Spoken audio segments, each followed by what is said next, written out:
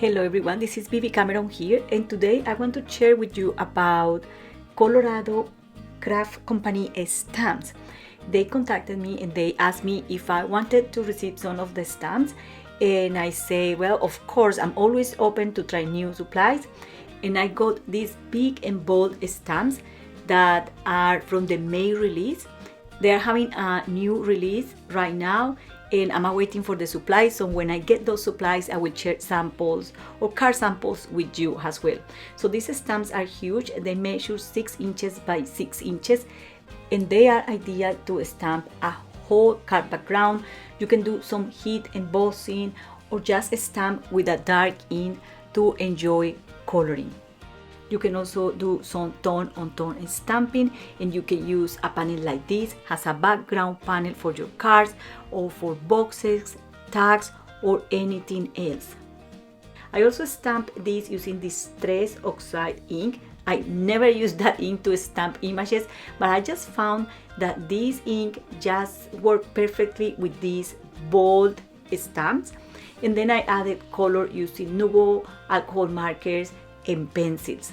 So you might also be able to transform those stamped images using any coloring medium you might have or that you prefer. And I found that when you stamp these images with neutral tones like brown or gray, the images looks absolutely stunning. There is not a lot you need to do to them.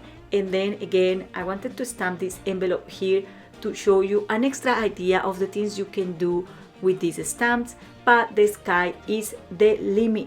Okay, I also received this stamp set here, and it's absolutely beautiful. I'm totally in love with this stamp set here, and it comes with a coordinating die set. So I'm going to be using this combo for a mini tutorial today on coloring.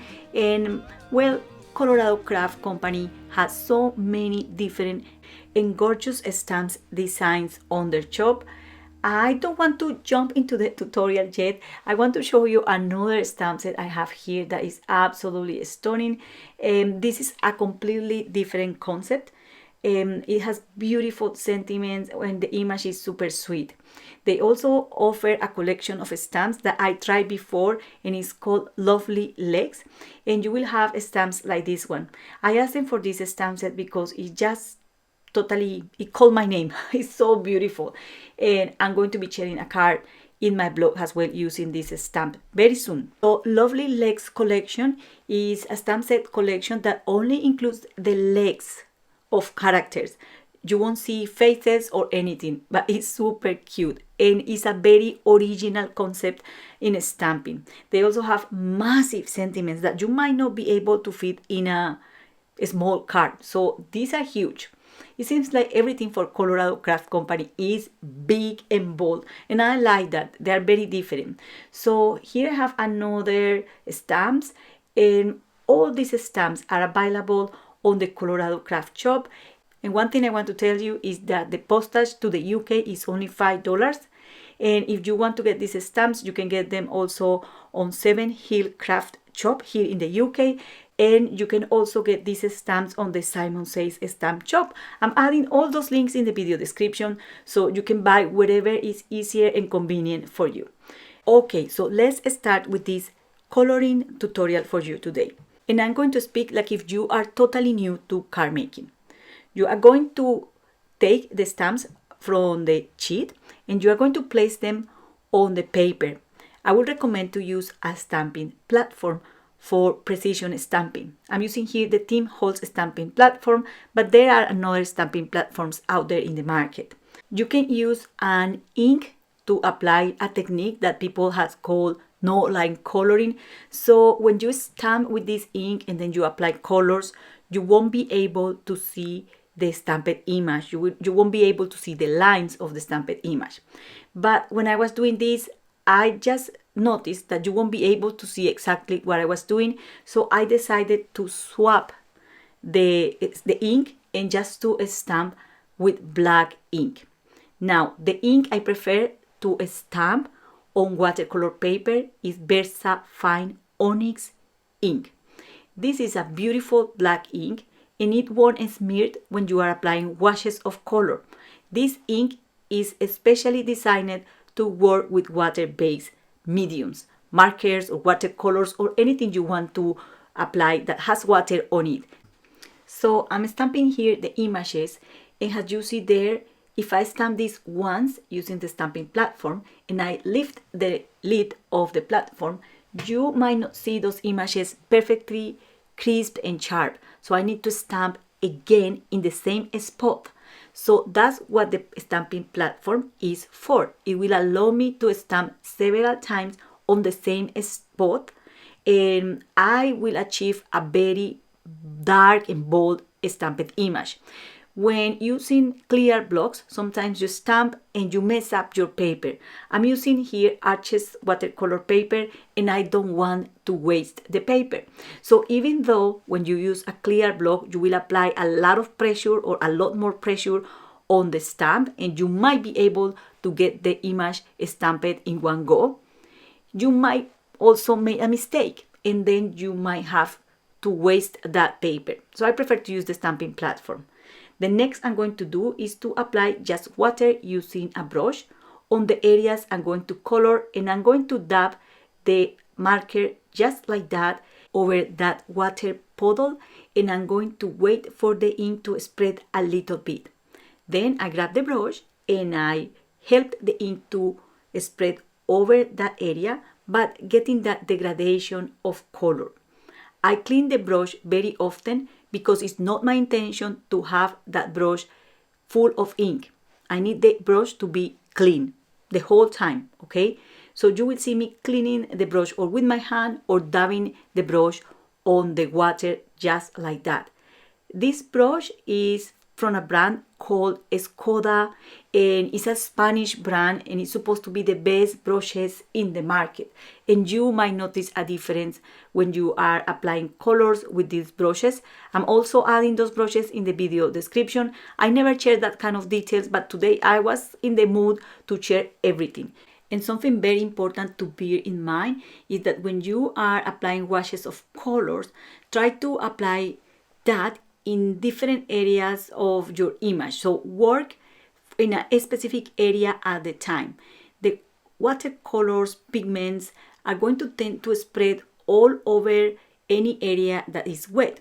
So if I'm coloring a little part of the image and then I add color to the area that is just next to that one before that wash of ink dries, the ink is going to go towards that area and the colors are going to start blending and mixing. So if you don't want that, try to work on specific areas of your image at the time and allow to dry between color applications. And then I keep working in that way. This is super easy. If there is something you don't understand, please leave a comment and I will try to answer your questions. I always read your comments. Even if I don't read them straight away, I always read them. And okay, so these cutting markers are highly pigmented. I'm trying them for a while. The first impression I have was I didn't like them.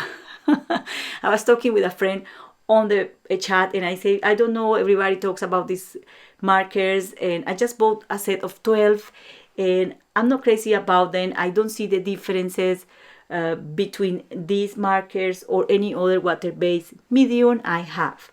But then the most I work with them and I found the charm of these markers and is that the nib of the marker is made out of nylon and it has a brush kind of shape, but it's not a brush. It's very sturdy, so it's very easy to control where you are putting the ink, so that for beginners these markers are a dream. But if you don't have these markers, don't worry, you can use any other water-based medium you might have, such as 6 or Arteza, water brush, or anything really. The technique works for any water-based medium. So all you have to do is to apply water in the area you are going to color, and then you have to apply a little bit of that highly pigmented marker and then spread it with a clean brush. You can do this with absolutely any image you might have. These butterflies looks absolutely stunning and I call them rainbow butterflies because you are using many different colors on it, and the rainbow word seems to be in fashion, but it's a multicolor butterfly really. So that I spent 1 hour doing the whole coloring and also putting two cards together. I'm going to make a close-up of this butterfly, and there is no need for me to talk because you can see what I'm doing exactly where I'm doing it. And you will see how the water or clear water is your blending solution, and it will also help you to gather together two different ink colors in the event you want to blend those kind of ink colors. You're just applying one ink color in one end of the image and the other color in the other end, and the water is going to help those colors to join in the center and having that soft degradation of color without having those harsh lines in the middle. And although these markers are highly pigmented, any water-based medium you mix with water is going to lose the intensity. So the first wash of color you apply is always dull and kind of, not so great, but then you can come back and apply another layer of color and you will achieve that color intensity you want in the second layer. You can apply 3 layers of color or how many layers of color as you want to achieve any result that you might want as well. And of course, it's important to allow to dry every wash of color you apply on the image. As I'm working in different areas of the image, I know what is dry and what is not, and I just keep working until I finish the image or until I'm happy with the coloring results. You have to forgive me because I know this video is super long. I like to do short videos, but today I was in the mood to make a long video and to say many things that I normally don't have time to say in my videos because I have to put 4, 6 or 10 hours of crafting in 10 minutes. And I jump all the little details that might be important for you. So if you don't like this kind of videos, just tell me, kindly tell me, baby, I prefer the quick videos because I don't need all that chit chat. I like watercolors because it's a very forgiving medium. If I made a mistake, I can correct it. You can come back and always fix it. Here I'm going to add purple ink on this area here, and because the blue area of the butterfly is wet, you will see the color seeping into that blue area. Don't worry if that happens. This is totally fixable. All you have to do is to grab a damp brush, not so wet, and go over the area and brush that away, and then what you get is a nice degradation of color, just like that. So that's what is super nice about these watercoloring techniques for card making, that they are stress-free, fixable, and you can do crazy things and the whole time is going to look nice. So for here I'm kind of adding a lot of colors or different colors in a small image, but it's nice, it's looking cool, it's different, I like it. And of course you can use just one color, or you can do anything else. And I'm not going to aim for perfection here. I just want to add colors in a fun way to this butterfly and to share that process with you. There's still a finishing touch that I want to add to this image, and I'm going to show you that in a minute.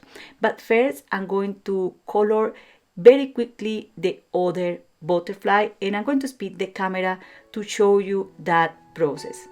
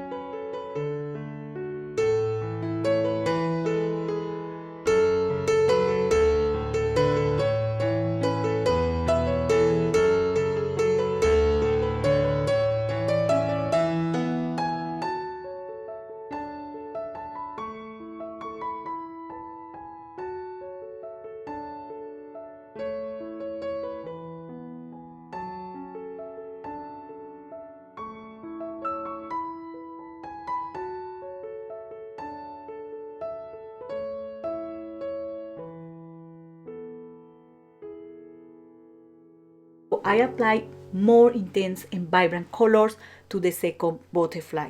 And if I wasn't filming a video, I will spend hours in that little butterfly because I like it. To finish, I'm going to add this beautiful touch, and it's called Midas touch. You can see on the glass mat that is a golden shimmer and is invisible to the eye in video, but in real life it's just beautiful. It adds that kind of golden sparkle to your images.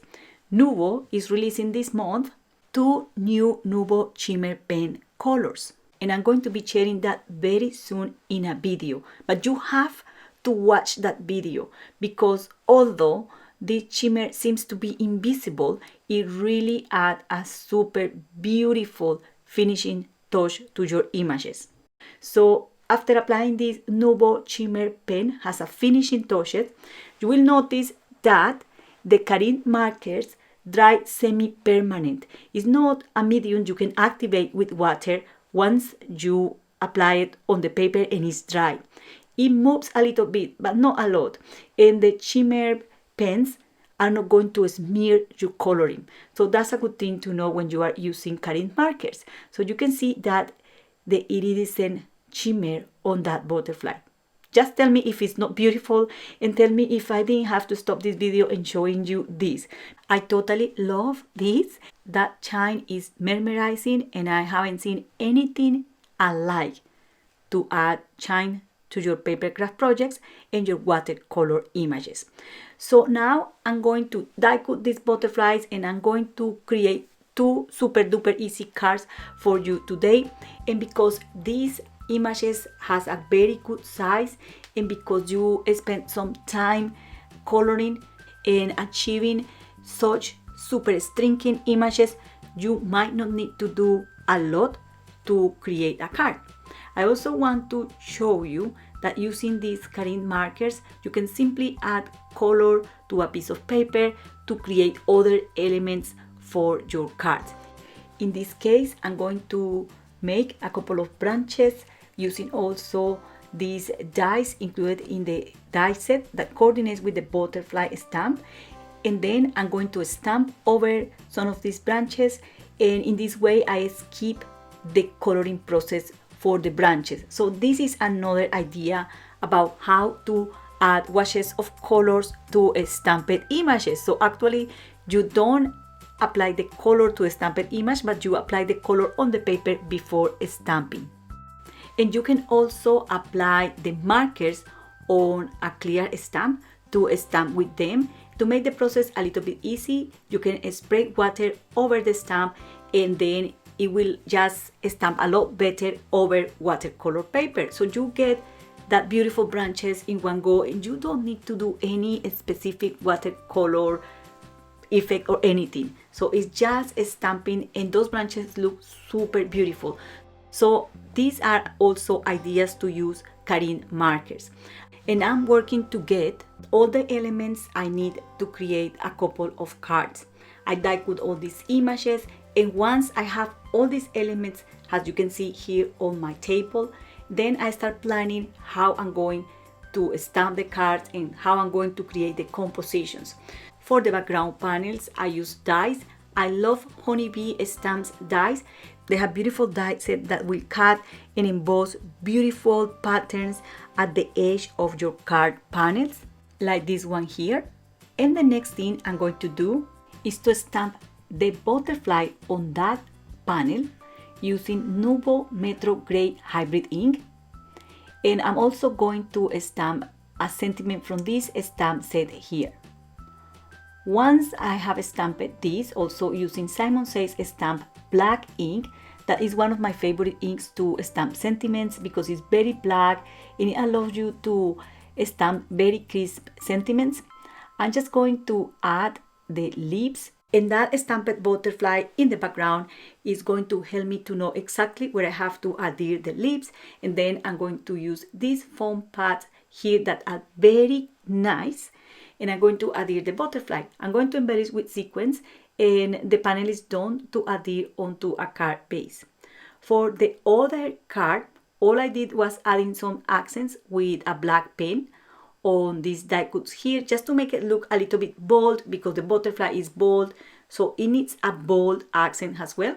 Once I have a good idea where to stick my elements, I'm just going to use double-sided foams to adhere the butterfly over like so. Out of camera, I also added glue behind the lips just to keep them in place, and I stamped a sentiment also using Simon Says Stamp black ink, and I mounted this panel onto a card base. I found that the battery of my camera died after intense hours of crafting, so this is the final card, and that's all for today. I hope you enjoyed this video. Do not forget to subscribe to my channel, to share this video, and visit my blog for more ideas and inspiration. Thank you very much for watching, and happy crafting. Bye!